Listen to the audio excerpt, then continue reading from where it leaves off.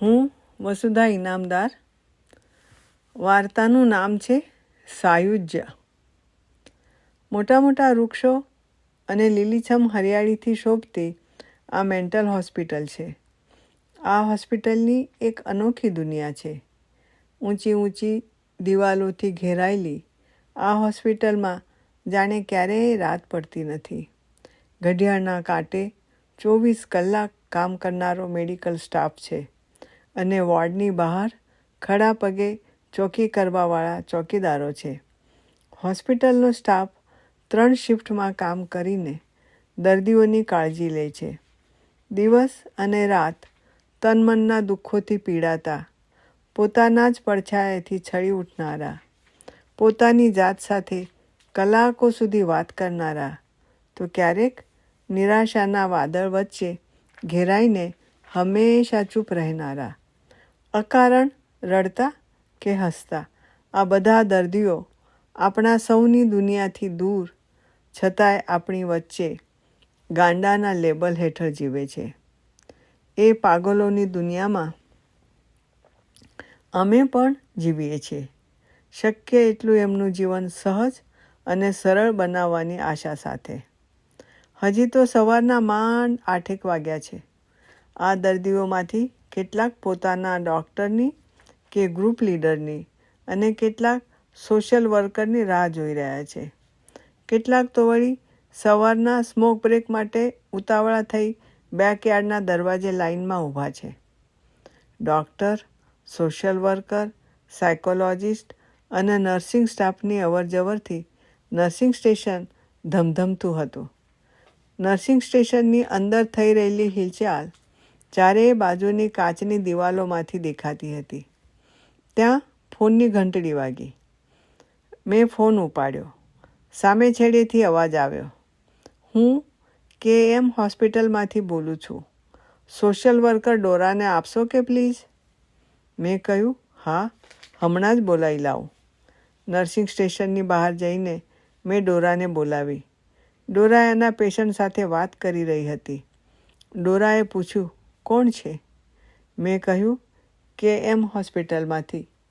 ચાલતા ચાલતા એના પગ થંભી ગયા. મુખ ઉપર ગ્લાનિ ફેલાઈ. જડવત પગલે નર્સિંગ સ્ટેશનમાં આવીને ડોરાએ ફોન ઉપાડ્યો. હા, હું ડોરા બોલું છું. સામે છેડેથી થઈ રહેલી વાતનું અનુમાન કરી શકાય એમ હતું. ડોરાએ પૂછ્યું, ક્યારે? સારું, હું થોડા સમયમાં ત્યાં આવી પહોંચું છું. ડોરાએ હળવેકથી ફોન નીચે મૂક્યો. મેં એની સામે જોયું. આંખોમાં અશ્રુ ભરાઈ આવ્યા, પણ ડોરાએ પળવાર માટે આંખો બંધ કરીને પોતાના દર્દને જાણે સીલબંધ કરી દીધું. અમે સૌ અમારા કામમાં વ્યસ્ત. ડોરા એના પેશન્ટ વચ્ચે ગોઠવાઈ ગઈ. થોડા સમય પછી ડોરા સાથે કામ કરતી લિસાએ આવીને મને કહ્યું, ડોરાના પતિનો સ્વર્ગવાસ થયો. હું કશું બોલી જ ન શકી. એટલામાં પેગી આવી. મેં એને ડોરા વિશેના સમાચાર આપ્યા.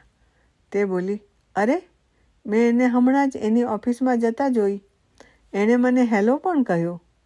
તારી વાત જાણે મારા માનવામાં નથી આવતી. એમ કહી પેગી પાછી બહાર નીકળી ગઈ. પણ મારા આશ્ચર્ય વચ્ચે થોડી વારમાં તે પાછી આવી. પેગીનો ચહેરો ગંભીર હતો. તે મારી નજીક આવીને બોલી, તારી વાત સાચી. એના પતિ ગુજરી ગયા. પણ જોને એ કેટલી સ્વસ્થતાથી હજી પણ પેશન્ટો સાથે વાતો કરે છે. જાણે કશું બન્યું જ નથી. હું માની જ નથી શકતી કે કોઈ સ્ત્રી 35 વર્ષના સુખી લગ્ન જીવન બાદ પતિના મૃત્યુને આમ. વાત કરતાં કરતાં પેગીનું હૃદય ભરાઈ આવ્યું. પેગી મારી વધુ નજીક આવીને બોલી, તને ખબર છે, હું ડોરાને 18 વર્ષથી ઓળખું છું. એ પતિ પત્નીને એકબીજા માટે ખૂબ પ્રેમ હતો. તને નહીં સમજાય, કેમ કે તું ભારતીય છે. તમારે ત્યાં આવું બધું સહજ હોય છે. અમેરિકામાં 35 વર્ષનું દાંપત્ય જીવન, અને તે પણ આનંદભર્યું. ક્યારેય એકબીજા વિશે ફરિયાદ નહીં. એટલું જ નહીં, તેઓ એકબીજાના પ્રેમમાં એટલા બધા ગળાડૂબ હતા કે એમણે બાળક ન થવા દીધું. ડોરા કહેતી, અમારે અમારા પ્રેમની વહેંચણી કરવી નથી, અમારા ખુદના સંતાનોમાં પણ નહીં. શોધ્યું ન જડે એવું પ્રેમી યુગલ. અને આજે એ જ્હોન મરી ગયો ત્યારે ડોરા હજી પેશન્ટોની સાથે છે. જન્નમમાં જાય નોકરી અને પેશન્ટ. હું એ જગ્યાએ હોત તો ક્યારની ઉપડી ગઈ હોત. પેગીએ પેપર નેપકિનથી પોતાનું નાક લૂછ્યું. અમારી વાતચીત ચાલી રહી હતી ત્યાં જ ડોરાએ અંદર પ્રવેશવા માટે બારણું ધકેલ્યું. પણ એ અંદર આવે તે પહેલાં જ એક પેશન્ટ દોડતો આવ્યો ને બોલ્યો, ડોરા, તું મારી વાત જ સાંભળતી નથી.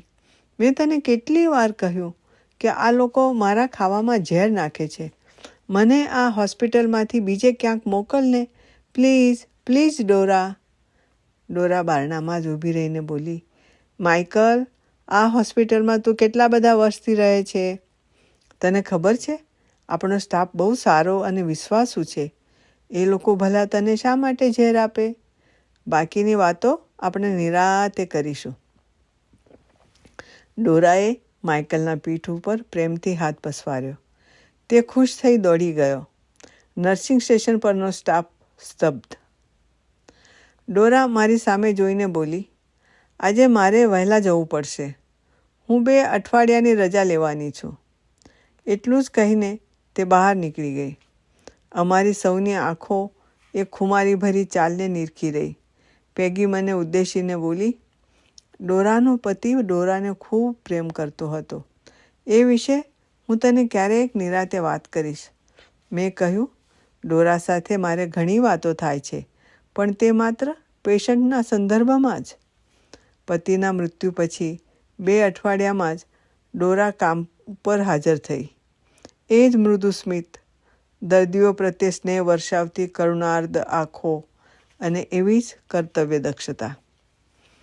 થોડા દિવસ બાદ ડોરાએ મને કહ્યું કે તે 6-1 મહિનાની રજા ઉપર જાય છે. હું અને ડોરા ઓફિસમાં એકલા જ હતા. મેં ડોરાને કહ્યું, ડોરા, મારે તને એક અંગત વાત પૂછવી છે.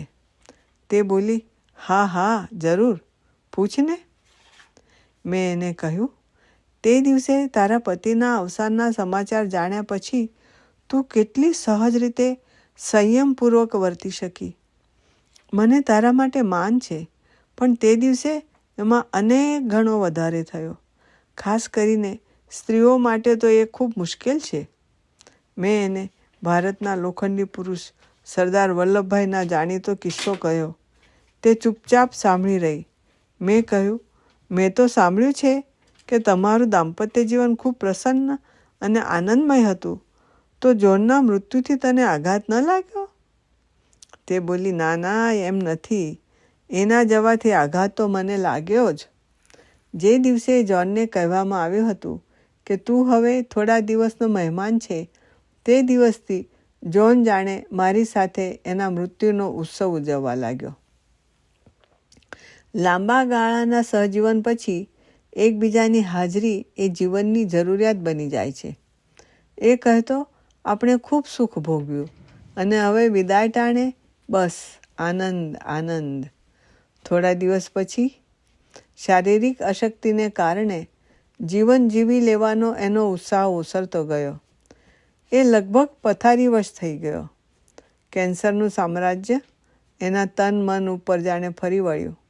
પણ એટલા દુઃખમાં તે કહેતો, મૃત્યુનું દુઃખ તને કે મને હોવું ન જોઈએ. મારે તો હવે એની માત્ર પ્રતીક્ષા જ કરવાની છે. અને તે દિવસે એની પ્રતીક્ષાનો જાણે અંત આવ્યો. ડોરા આગળ બોલી, જ્હોનની બીમારી દરમિયાન જીવન અને મૃત્યુ વિશેની થોડી ઘણી સમજદારી અમે કેળવી હતી. જ્યારે ડૉક્ટરોએ એને ગણતરીનો સમય આપ્યો ત્યારે જ્હોને મને એકલા જીવવા માટેની ટ્રેનિંગ આપવી શરૂ કરી. એના વગર ખાવું, એના વગર સૂવું, અરે એના વગર શોપિંગ કરવું.